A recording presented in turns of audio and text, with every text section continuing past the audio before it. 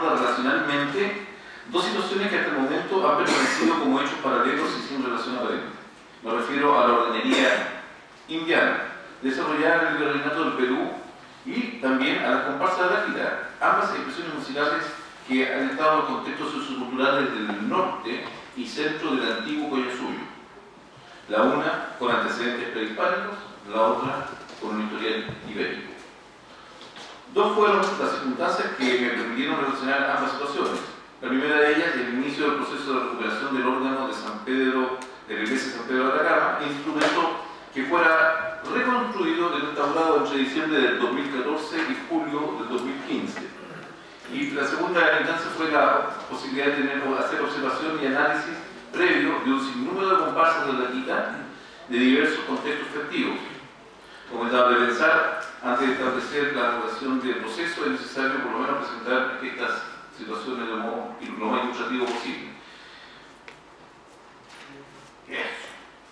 El actual órgano de San Pedro de Atacama es un instrumento fabricado en 1844. Hay registros, no hay registros de quién haya sido el maestro organero, solo se sabe que se construyó gracias a un óvulo de 500 pesos fuertes que el señor Ciare, un vecino de la isla de Solor, donó para el nuevo órgano que reemplazaría al que antiguamente se había construido en 1776 y que resultó destruido en el incendio que afectó a la iglesia en 1889. Su configuración de 5 registros contempla octava, tapado,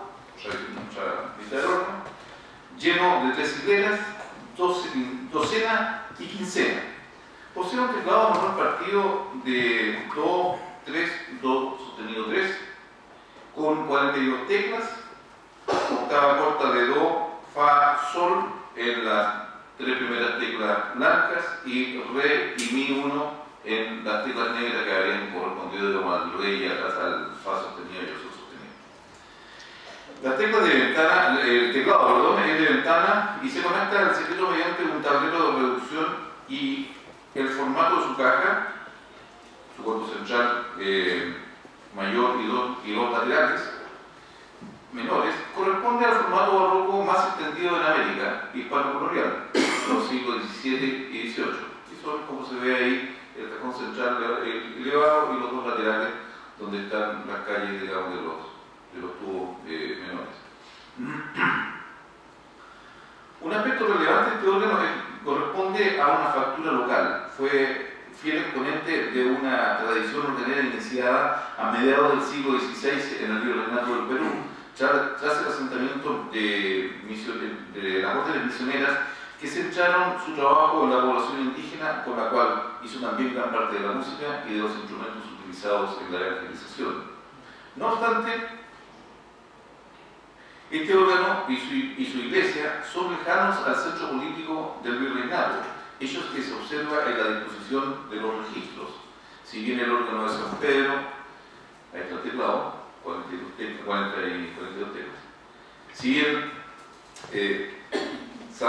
el órgano de San Pedro de Atacama sigue el formato externo de los órganos como son, por ejemplo, los dos órganos de la iglesia de Andahuaylillas en Cusco, su disposición es mucho más magra y lo es mucho más aún respecto del órgano de la catedral de la ciudad imperial. A continuación voy a mostrar las disposiciones de los órganos de la iglesia de Andahuaylillas. Cito esto porque son muy parecidos, ¿no? en su formato. Si ustedes se fijan, mano izquierda, mano derecha, tenemos 6 registros y 7 registros en mano derecha. Y luego el órgano del Evangelio, que es un órgano mucho más potente, tiene mucha más material sonoro, tiene registros más graves también, y tiene registros más brillantes. Sin embargo, el de San Pedro es una octava, un tapado, el lleno de 3 filas, la docena y la quincena. Está dispuesto así desde adelante hacia atrás, o sea, la octava está puesta justamente en el frontis del órgano y en la cuarta tercera la afinación que está en la quincena, lo que es un problema que después lo vamos a ver. Y la virtud está metida en medio, o sea, ahí está el problema. Y luego, si se fijan, mano derecha y izquierda es exactamente lo mismo, o sea, el teclado está partido, pero la verdad es que está partido porque está partido, porque se está partido, pero la verdad es que no hay ninguna diferencia entre ambas manos. Y eso habla un poco también como de la pobreza sonora del instrumento. Ahí tenemos una visión del instrumento desde la Corte de Afinación. Otra evidencia de esta distancia de la que hablaba entre San Pedro y el centro del virreinato es la propia factura del órgano, donde conocimientos más bien arcaicos pareciera que rigen los aspectos tecnológicos y de diseño. Por ejemplo, una característica de dominante en el órgano de San Pedro de Atacama es la falta de correspondencia entre los diámetros de las perforaciones de paso de aire en el secreto.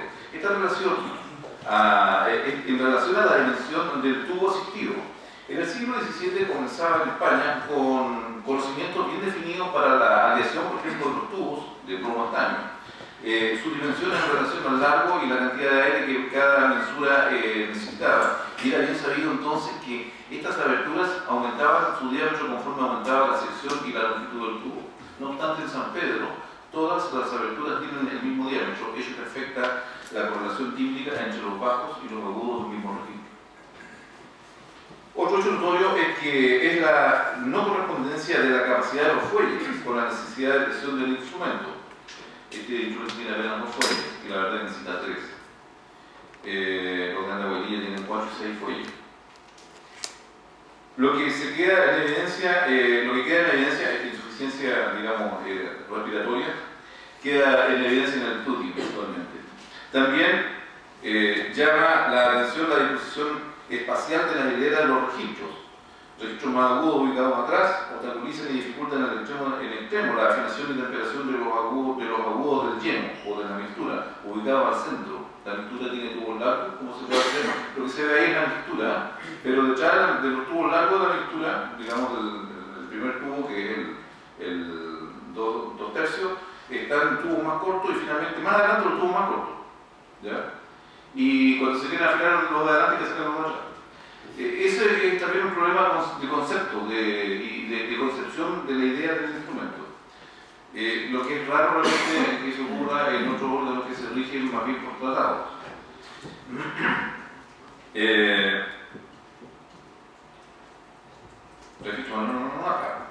También muchos de los tiros que van al tablero de reducción están cruzados y no mantienen una necesaria perpendicularidad entre este y el teclado, lo que le da al instrumento, digamos, una dureza a algunas teclas. Tiene teclas blandas, teclas duras, según cómo están puestos los tiros.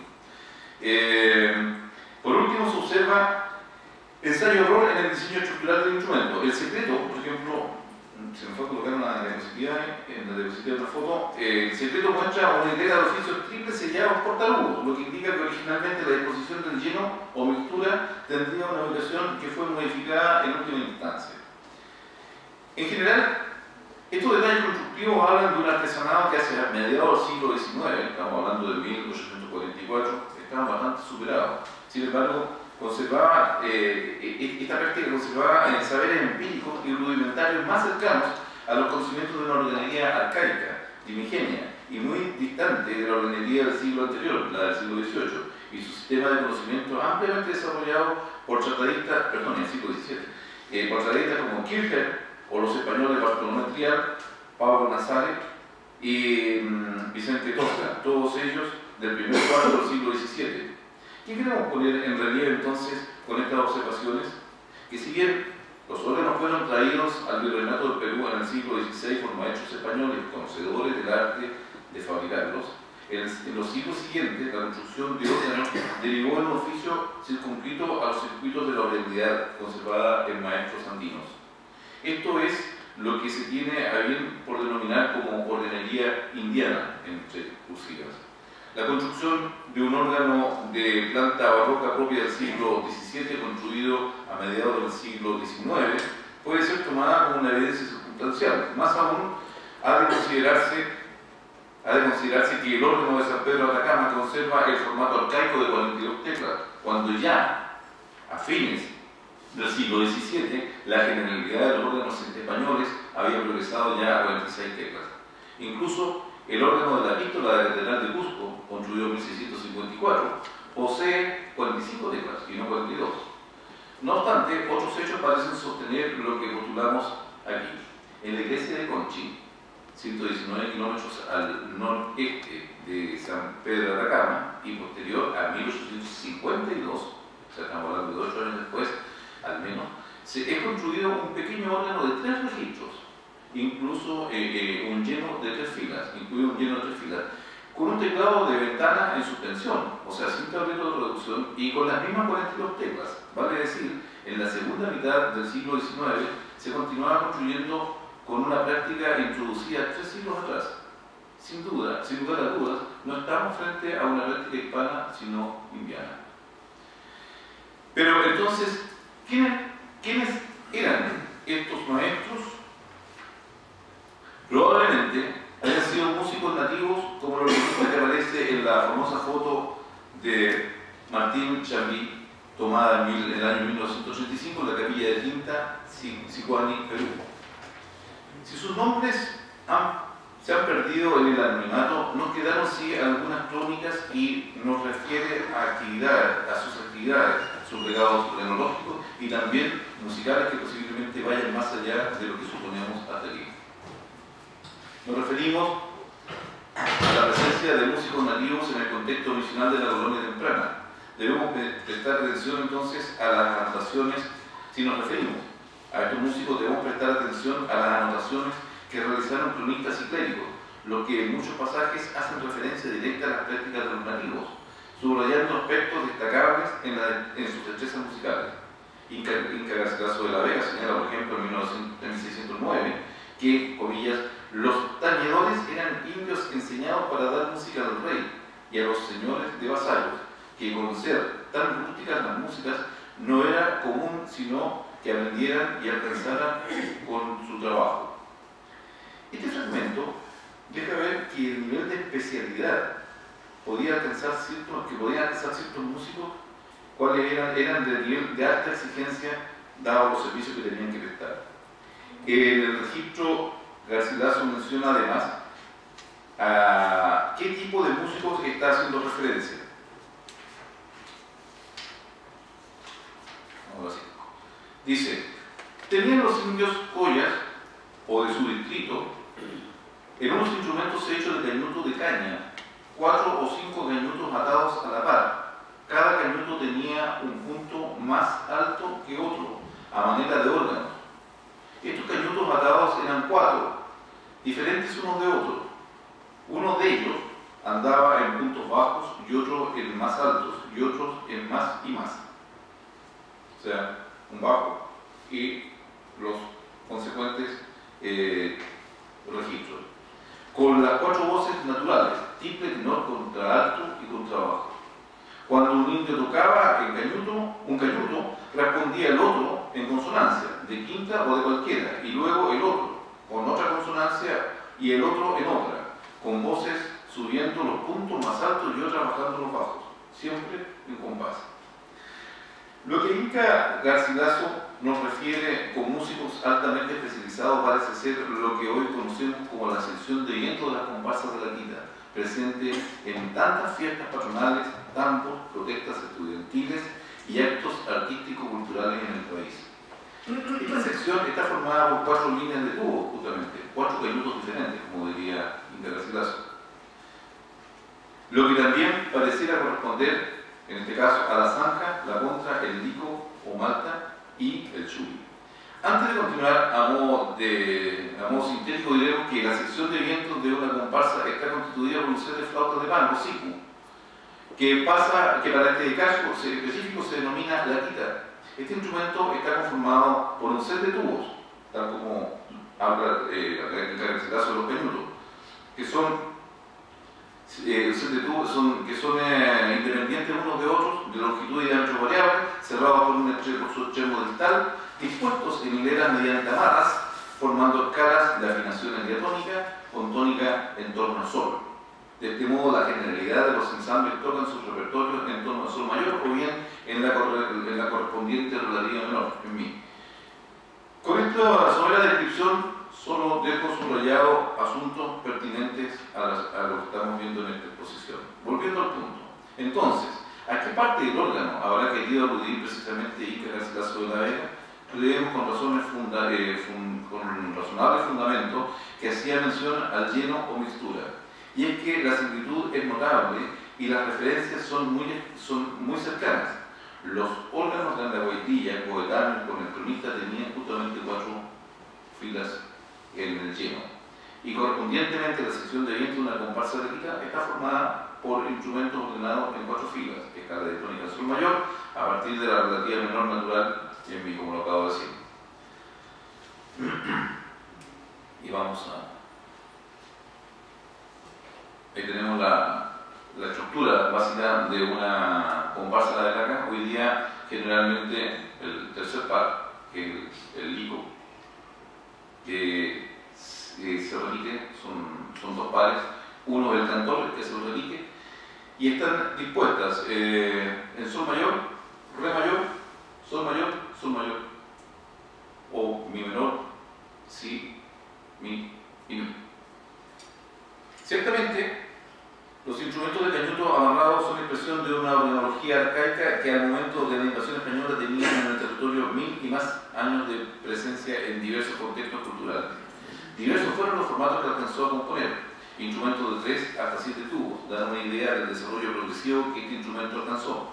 Lo que sin duda se relaciona con una mayor complejidad. Publicada en 1653, destaca evidentes semejanzas con la práctica actual de la comparsa de Arica. Por ejemplo, la longitud del tubo estimada en un palmo nos sitúa en la comparsa, nos sitúa en los 21 centímetros aproximadamente, un palmo real español. Longitud que corresponde a sol, al sol todo, o sol central, que lo vemos justamente en el sol del tercer par, que es el lico.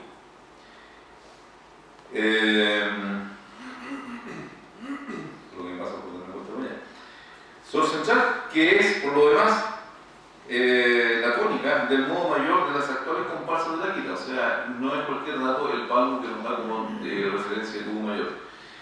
Importante dato, por lo tanto. Otra noticia de esta crónica nos remite también a un tipo de cipo que ya se conocía en el periodo incaico tardío, 1500 aproximadamente, el cipo de 7 cañas, tal como lo vemos en la flauta ilustrada en la figura que sigue, que es una flauta en un contexto funerario de la zona de Azaba, en Arica. Este instrumento, que constituye intervalos de tercera y segunda, nótese la relación que hay entre el primer y segundo tubo, estoy hablando de la foto, y la relación de los siguientes, que son, digamos, del 2 y 3 en adelante, no parece propiamente diatónico, hay un salto de tercera, evidentemente hay una tercera mayor, incluso podríamos ir por la proporción, pero lo que le sigue sí son tonos en segunda menores y mayores. Pongo al lado lo que más o menos vendría a ser una flauta diatónica, parecida pero no exactamente igual. Por sus 7 tubos están muy próximos a los 6 intervalos de segunda que determinan las escalas naturales mayores y menores, que en el segundo tercio del siglo XVI comenzará a estabilizar su presencia tras la aparición de la música española.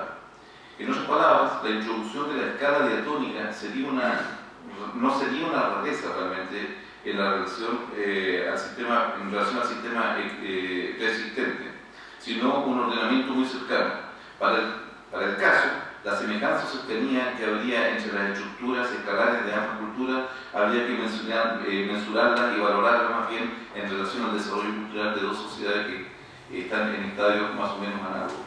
Y ahí hay toda una teoría respecto del desarrollo cultural y el desarrollo de la interbanca. Un estudio que se publicó en Estados Unidos el año pasado de Alexei Kolinsky, estudiosos venidos de Rusia, donde sí se han hecho muchos estudios sobre este tema. Tuvieron flautas de 4 o 5 puntos como la de los pastores. No las dejan juntas en consonancia, sino cada una por sí, porque no las supieron conectar, dice este mismo Gogo. Nuevamente en este pasaje Garcilaso la Vega.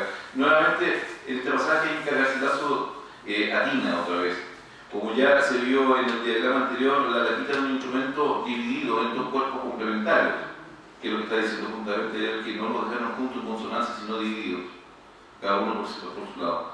De aquí probablemente que el nombre de este instrumento sea este, el de la quita, que según Braulio Ávila, esta denominación derivaría de la voz aymara la quiña, separación, división, cesura, más el sufijo ta, que refleja la acción ya ejecutada, o sea, lo dividido. Como lo señala Inca Garcilaso, una de las características más distintivas de la laquita en su estilo interpretativo dominado por la técnica está dominado por la técnica de loquetus. Este rasgo tan distintivo tal vez sea una herencia muy anterior a la presencia española. Sobre cerámicas globulares de la cultura moche, entre 100 y 700, se observa la representación de parejas de músicos tocando siku, que al parecer son instrumentos complementarios. En el primer caso, podemos ver dos sikus unidos por cuerda. No tengo la posibilidad de contar, pero tampoco pareciera ser que son similares, son simétricas, sino que una tiene más tubos que la otra, un tubo más que la otra. Y en el otro caso, vemos que una tiene 6 cañas y la otra tiene 5 cañas, ¿ya? Lo que habla también de una complementariedad en el instrumento. Y la misma disposición tan vertical de la inclinación de la gradiente habla justamente que son instrumentos que construyen una escala en conjunto. Y guardan por tanto una similitud enorme con las actuales arca e ira de las actuales laquitas, que son justamente los géneros masculino y femenino de los instrumentos que mencionamos. Vemos entonces cómo se habría conservado el loquetus como... Vemos entonces cómo se habría conservado el loquetus, cómo habría evolucionado la laquita desde paquetes de 3 a 7 tubos, llegando hasta la actual laquita diatónica. También nos queda patente el alto nivel de preparación que estos músicos portan entre sus saberes. Con todos los antecedentes realizados, podemos decir que estamos en presencia de un sistema sociomusical que tiende a una permanencia dinámica, que opera desde la probabilidad de observar los cambios del entorno y adaptar las estructuras para un funcionamiento sostenible en el tiempo. Y si estas son las capacidades de un sistema, parece ser más claro que los aportes musicales venidos de España mediante la misión no tuvieron mejor opción de expresión que pasar a integrar en parcialidad del sistema operativo que existía previamente de la música local. De aquí entonces que podríamos explicar otras semejanzas que nos dejan de asombrarnos. Por ejemplo, el órgano de San Pedro de Atacama tiene una mixtura de 3 filas en 2 tercios y lo que vale decir que la tecla Do suena unísono con Sol y con Do. Ya veíamos en las diapositivas anteriores que esto era Sol, Re, Sol. En el órgano tenemos Sol, Do, Sol, Do. Y justamente acá tenemos, les presento el cuadro de la primera parte del teclado, lo que se llama octava corta. Como tenemos dispuesto las notas, el Do, que es la primera tecla, que es la tecla, digamos, de Mi, ¿ya? Está el Do, y en versión de quinta está la repuso abajo, el Sol. Y así después va el Re, la tecla de Fa, y perdón, el Fa, la tecla de Fa, y del Sol. Y en los sostenidos, o sea, en el Fa sostenido y el Sol sostenido, están las notas de Re y las notas de Mi, pero con las quintas en inversión. Y eso lo encontramos justamente en la comparsa de la quinta, tal cual. Y ahí se lo voy a mostrar para que me vean. Fíjense. En este territorio, donde el proceso estilístico es el hilo conductor de la construcción de sentido musical que constituye el paisaje andino, es dable pensar entonces que los órdenes encontrados en esta zona son parte de un conocimiento que se mantuvo vigente hasta el siglo XIX como una práctica organera propia, remitida a los aprendizajes iniciales y conservada en función más de la música local que de las corrientes artísticas dominantes en Europa. El descubrimiento de un órgano de 3 registros y teclado de mecánica en suspensión construido por manos andinas casi a fines del siglo XIX habla de la valoración para este contexto tuvo la presencia del órgano.